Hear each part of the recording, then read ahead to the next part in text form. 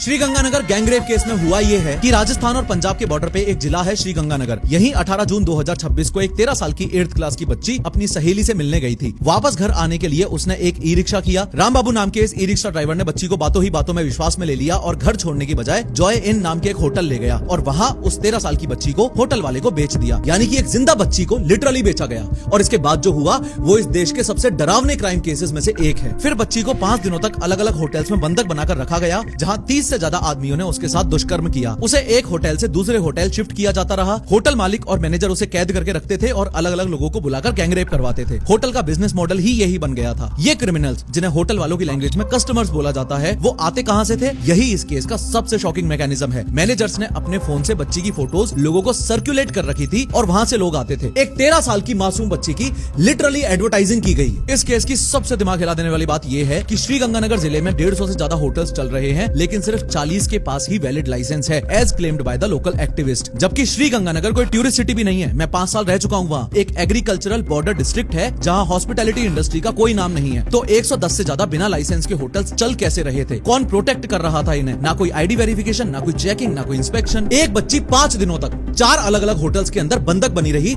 लेकिन किसी भी गेस्ट ने, किसी भी होटल के स्टाफ ने, किसी ने पुलिस को कॉल ही नहीं किया। ये क्राइम नहीं, ये एक बिजनेस मॉडल था जो बस पकड़ा गया है।